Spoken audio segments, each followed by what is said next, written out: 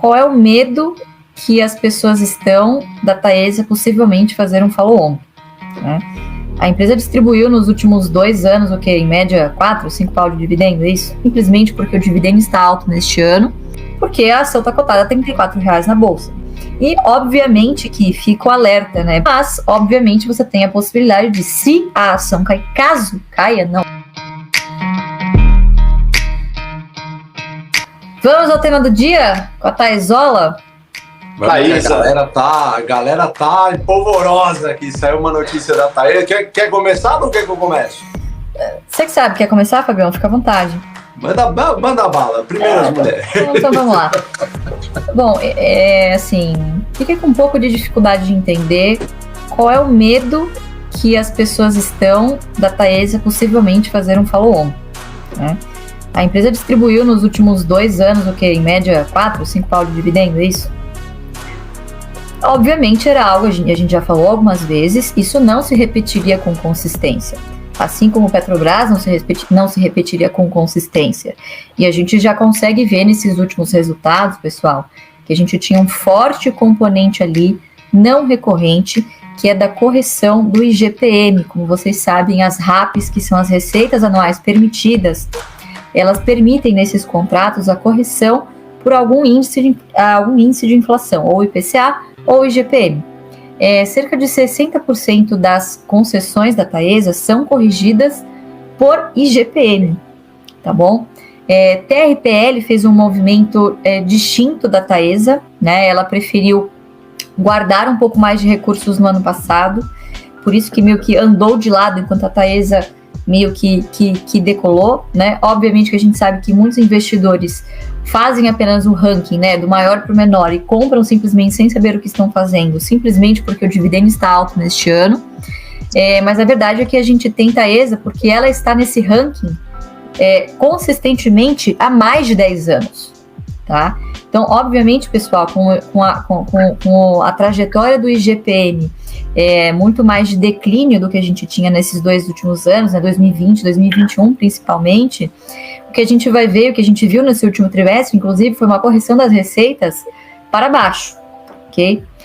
O momento que a gente está vivendo agora, ele é bem competitivo no setor de transmissão e muito provavelmente outras pequenas empresas que poderiam participar do grande leilão que vai ter agora, eu não lembro se é maio ou junho da Nel, me ajuda aí. Junho, né, Fabião? Junho. Vai ter um leilão gigantesco. Então, obviamente, as empresas terão que estar preparadas em termos de capital para abocanhar essas boas oportunidades, né? O que pesa um pouco para a Taesa, de fato, é que fica uma má impressão do tipo, vocês distribuíram R$5 de dividendo, por que não guardou isso daí, certo? Por que não guardou e esperou ao invés de fazer um follow-on de novo, tá? E eu respondo para vocês, tudo isso é uma orientação, obviamente, a Taesa é uma empresa com controle definido. E quem controla a Taesa é justamente a ISA, que controla a TRPL, e a CEMIG, elas são controladoras em conjunto da Taesa, certo? Então, obviamente, é sempre uma orientação de quem está sentado lá na cadeira, e a Taesa sempre foi uma empresa que prezou pela distribuição de dividendos, né? Eu não me lembro da Taesa fazer algum follow-on, Fabião, mas assim, pessoal, foi algo que aconteceu com a AES Brasil também, e eu não vi as pessoas tão assustadas assim.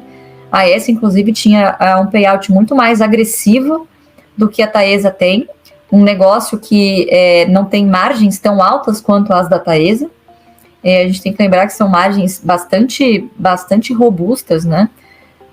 Então, o que permite que ela distribua entre 80% e 90% do seu resultado, sem ferir nenhum princípio ali da boa governança, tá? Mas, de novo, tudo isso que a gente está falando aqui é baseado num boato, tá? E digo mais, muitas vezes esse tipo de boato, ele é tido como um balão de ensaio, do tipo, não sei se é esse o caso, pessoal, estou aqui, né, eu sou de conselho de empresa, então eu sei como às vezes algumas coisas funcionam, obviamente não posso afirmar isso, mas isso de vez em quando serve como um balão de ensaio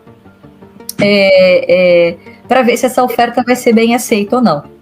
Como saber, né, enfim, se vier uma oferta dessa, como saber se é para participar ou não?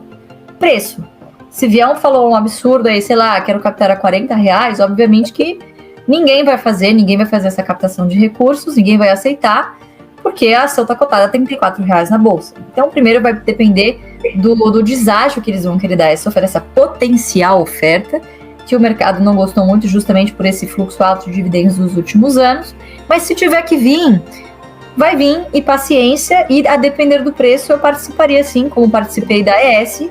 É uma espécie de, vou pegar os dividendos que vocês me deram, vou aportar de volta na empresa e espero que esses novos investimentos me retornem em dividendos tão altos quanto os que me deram no passado, tá, pessoal? Mas assim, eu honestamente não entendi o porquê desse medo todo, do porquê desse frenesi em torno dessa notícia, tá? É algo que costuma acontecer com bastante frequência.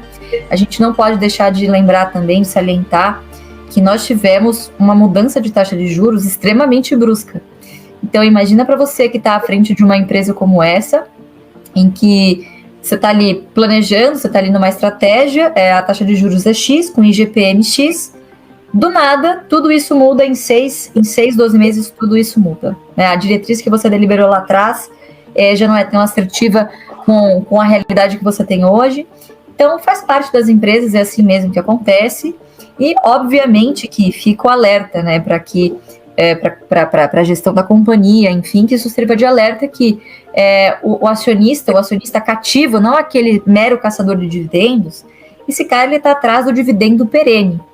Né? Então, talvez teria sido uma decisão mais sábia ter retido um pouco desses dividendos, aguardando alguma oportunidade. Mas, de novo, como a Taesa é uma empresa de controle definido, vamos ver também se os controladores vão querer colocar dinheiro nisso, né? Ou se eles vão querer ser diluídos. Já não é de hoje que especula-se que a CEMIG quer vender a sua participação na Taesa. Então, assim, não tomem decisões baseadas no que ainda é um boato, tá? Se vier a acontecer, eu não acho que seja grave, mas eu acho que a ação sim precifica, eu acho que cai. Não acho que vai ser algo que os investidores vão querer. Não prejudica o investidor, desde que você subscreva. Okay? Se você não subscrever, você será diluído, mas, obviamente, você tem a possibilidade de, se a ação cair, caso caia, não há essa segurança de que vai cair, você pode comprar mercado, comprar a participação que você foi diluído. Então, eu honestamente não vejo o porquê de tanto frenesi, mas de fato eu concordo com as críticas que estão sendo tecidas, bastasse que diminuísse um pouquinho o payout, né? Mas, de novo, talvez não era o melhor interesse do controlador nesse momento, lembrando, CEMIG, ISA, CETEP, que controla a TRPL, que optou por segurar o fluxo de dividendos, né? Então, obviamente, o rio corre para o mar, tá, pessoal? Então, vai depender muito da orientação dos controladores, tá? Do controle definido. Eu, particularmente, não vejo isso como um demérito, não. Isso já aconteceu em outras empresas que a gente investe e faz parte do mercado, as condições de mercado mudam.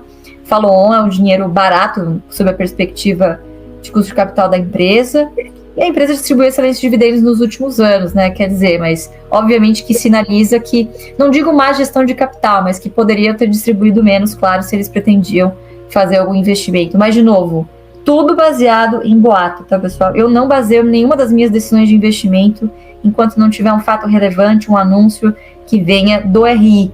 Porque muitas vezes esse tipo de notícia também vaza de algum externo que estava ali na reunião do conselho. Sempre alguma coisa vaza, né? São muitas pessoas envolvidas numa tomada de decisão. E os administradores têm que estar permanentemente de olho em oportunidades.